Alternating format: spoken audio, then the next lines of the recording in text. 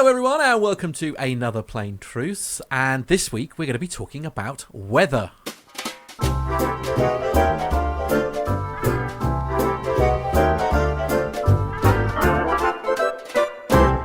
That's quite a broad subject, isn't it? Joining me as always is my friend, your friend, it is the legend that is Captain Al. Hi Captain Al. Oh, very good evening, Matt.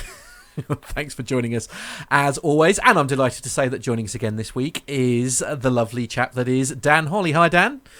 You're too kind, Matt. Good evening. How are you? I'm living life's eternal dream every single day. There we are. So now we can't have access to an actual trained meteorologist and not talk about weather. So the question that I have for you gentlemen this evening is weather.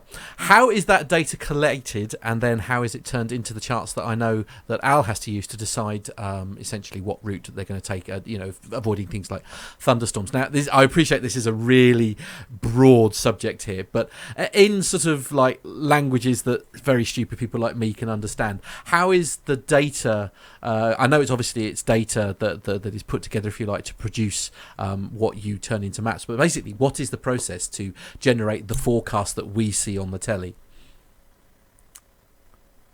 Yeah, so basically we need measurements. That comes obviously from aircraft, but also quite a lot from weather balloons. They go up twice a day in many locations around the world. There's about 5 locations in the UK and 2 in Ireland that go up at midnight and midday. And they measure the temperature, the pressure, humidity, and so forth at every level, going all the way up to the top of the troposphere, which is the lowest layer of the atmosphere where all the weather happens. So you've got weather balloons, you've got aircraft, you've got buoys floating out over the sea, which are constantly taking measurements. Land-based weather stations, there's loads of them around many parts of Europe in particular, and also parts of North America. And then you've got things like radar data, which is primarily looking at sort of where it's raining. That gets fed into some models. Satellite data as well, constantly monitoring from space all the various things that are going on around the world as well. So lots and lots of different data sets. They all get fed into essentially a computer model. There are many different computer models, all run by the different national Met agencies around the world as well. And even here at WeatherQuest, we run our own computer model primarily focused on the UK. So all of this observational data gets fed into a numerical weather prediction model, and basically a bunch of calculations are then run using this data to try and then simulate what the weather will do going forward in time. But we always say your forecast is only as good as the data you actually put into it at the beginning. So if you're missing a lot of data right now, then we won't have a clear understanding as to what's going on right now in order to then work out what's going to happen further down the line. So observations are crucial. Run these calculations forward, and ultimately you get some output at the other end. Again, another data set telling you what's going to happen at any location around the world so many hours further ahead into the future. So that data that you've essentially collated and fed into a machine, how does that then turn into the forecast that we all see on television? And I know you do a little bit of deputising for our local Look East weather here in the east of England. So I mean, how do you go from that data, if you like, to predicting what's going to happen, say, tomorrow? Yeah, so the data from these computer models comes out. They usually run about 4 times a day. So every 6 hours, we get new data coming in. It comes in what we call grid format or netCDF. They're just basically different formats for data sets. And from that, we can then run scripts to be able to take that data and plot it into a map form so that then we can see what these models are suggesting, where the low cloud will be, where the showers and thunderstorms may develop, and so forth. And then from these maps, we are then able then to see the progression of these weather features across the UK or indeed elsewhere around the world as well. So we would use these maps that come from the models to make a forecast, both in a visual sense, such as on TV, but also then to write them into scripts for radio and for newspapers and that sort of thing as well. And obviously this data is crucial for other sectors such as agriculture and indeed aviation as well. Indeed, and while we're talking about aviation, that information presumably is crucial to you, Al, when it comes to deciding where you're going to, what route you're going to take. For example, if you're flying to, let's say, Hungary. Yeah, absolutely. I mean, an awful lot of this is delegated to computer flight planning.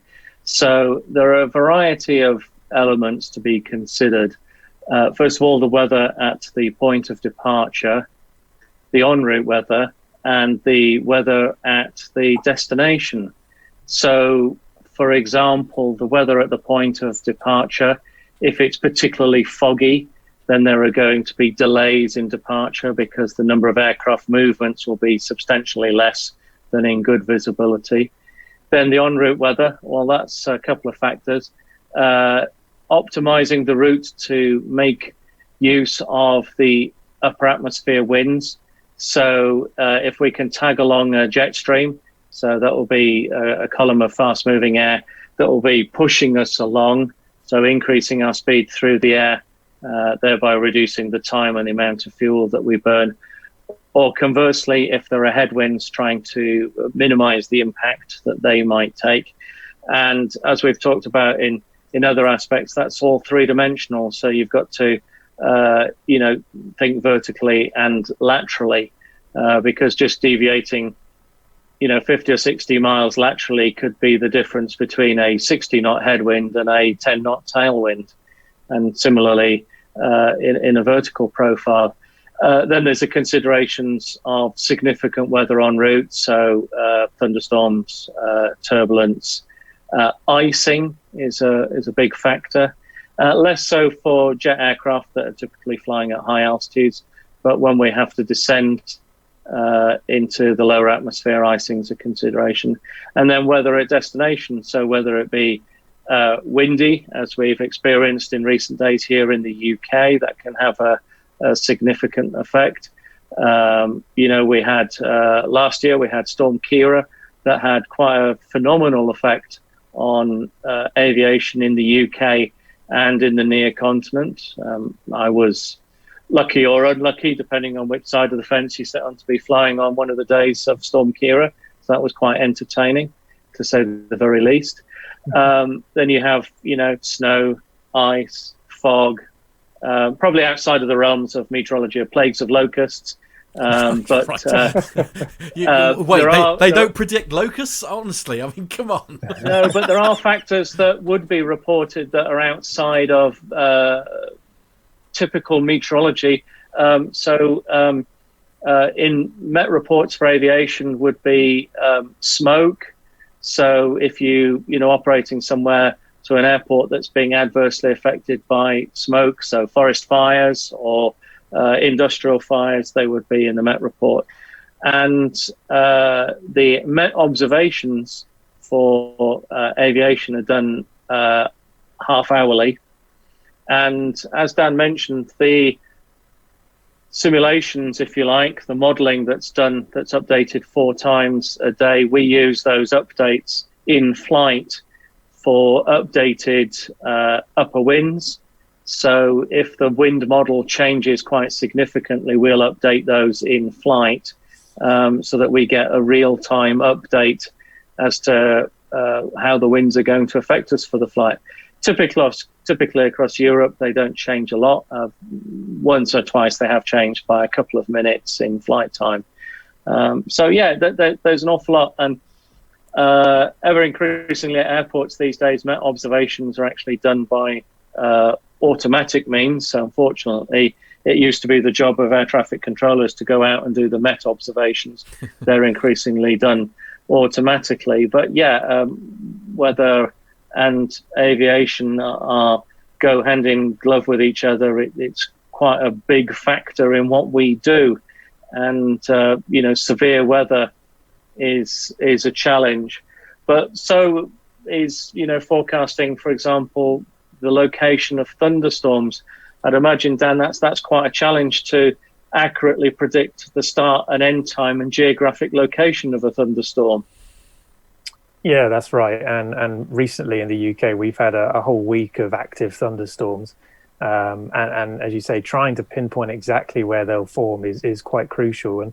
And worth stressing, I guess, the models we've talked about here, as I say, every different Met agency runs their own model, and each of those models has slightly different physics that's used, slightly different equations. So actually the output that comes out the other end may differ slightly between each model. So, we look at about 10 different models, I guess, and they run every 6 hours as well.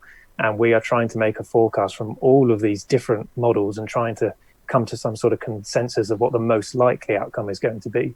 But one model may have a thunderstorm over Manchester, for example, whereas another one may have it over Birmingham. So it's trying to come up with the most likely scenario. Is it going to be Manchester? Is it going to be Birmingham? Or is it somewhere in between? So these models trying to pinpoint where these thunderstorms are. But as a forecaster, you use, I guess, sort of experience over the years as to which of these models tends to handle certain situations better. And then that may sway your decision as to which one you perhaps favor to drive the story going forward in time. But when it comes to thunderstorms, we often describe it as a bit like a pan of water on a stove, for example, on the hob. If you turn the hob on and heat that water, you know bubbles are going to appear at some point, but you don't quite know exactly where the first bubble is going to appear. And it's the same with convection and thunderstorms. You know the risk is there. The atmosphere is primed for those to develop. You don't quite know exactly where they are. So quite often you're looking for surface features if they're what we call surface-based thunderstorms. And that is that they are driven by what's going on at ground level. So the temperature is rising during the day. We get what we call wind convergence, which is where if the surface pattern is quite slack, the winds may come together in certain areas. And that coming together of the winds forces some air to rise. And that's where you sometimes generate thunderstorms. And that's particularly crucial over high ground, for example. You quite often see these showers and storms developing over hills and mountains. So that's the main thing you can look at. You can say, yeah, I think the Chilterns probably will develop these today. And then obviously on top of that, you've got to then work out if they develop here, where will the steering winds blow them? And will they then drift perhaps close to an airport further down the line? So there's lots to play for. And quite often when there are thunderstorms in the forecast, it tends to be a bit more broad brush. You can highlight certain areas where you think they are most likely to develop. So certain parts of counties, for example. But you couldn't say specifically, I think there will be one in Manchester at 3 o'clock in the afternoon. You would probably say something like there's a risk of them between, say, 1 o'clock and 5 o'clock. And yeah, one may turn up at 3 o'clock, but at least you've sort of broadened that risk just in case one were to develop slightly early or come in slightly later in the day. Or if you live where we do, you get very excited because it says there's going to be thunderstorms, and then you get one clap, and then that's literally it, and you're devastated for the rest of the day. But that's the joys of living on the Norfolk-Suffolk border, I suspect. So Dan, sorry, I was going to say, Dan, how do you feel about whether forecast should be, if you like, the pint glass half full or half empty? Because one of the challenges that we face in aviation, obviously we have coded forecasts because they all go back to teletype machines, and aviation really hasn't advanced very much. So we're still quite regimented in our coding of is it like the forecasts. Shipping forecast, is it? Well, very much so, yes. So we have, prob 30, so a 30% chance.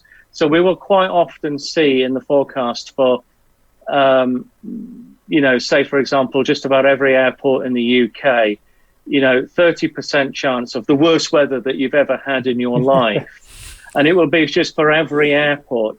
So it's always been, it's a fine balance, of course, because as a forecaster, you're only as good as your last forecast. It's a bit like being a pilot and landings.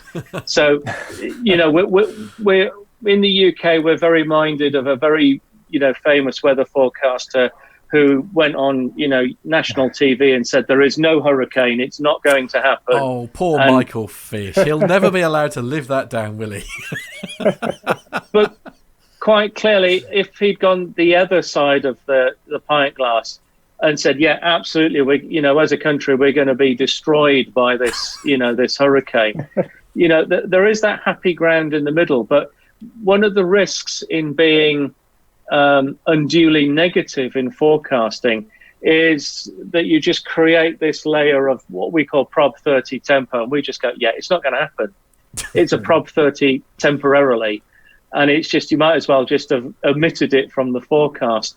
So I was just puzzled as if you were a half full or half empty forecaster. I was always taught at the beginning of my career by Jim, my old boss, that especially when it comes to the tourism industry, Easter in particular, that's considered the beginning of the sort of tourism season, if you like, in the UK.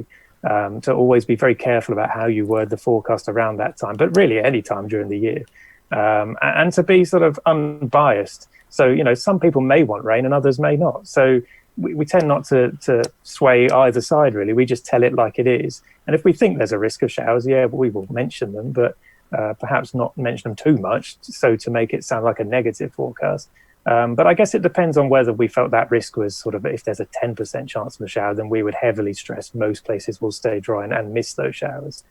Whereas if we felt like there was an 80% chance or most of the region would see them, then we would probably go a bit more heavy on the shower side of things. So, I can certainly understand whenever you see Prop 30 in your TAFs and so forth that, you see that all the time. And so it almost gets into sort of a cry wolf syndrome, doesn't it? Because it does. Yeah. I mean, like I say, an awful lot of the time I just go Prop 30 tempo. We'll ignore that. Because and you will see it, just about every UK airport has this, Prop 30 tempo, 1,500 meters in heavy rain.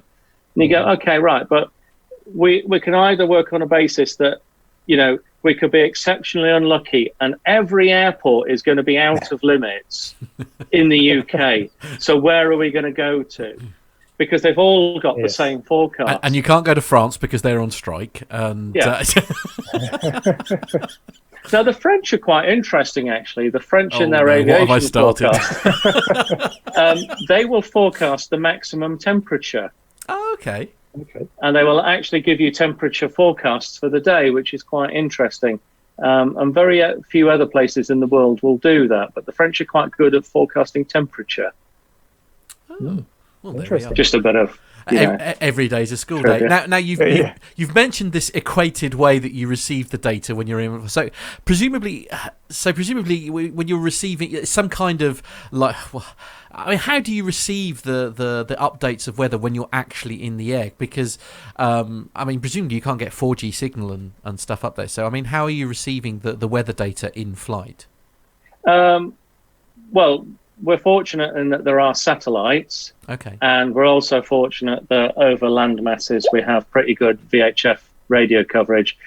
So we have data link. So, the aircraft are not connected to the internet per se, but we're connected to a commercial organization called CETA, who provide all sorts of data to airlines. And one of the data streams that they provide is weather.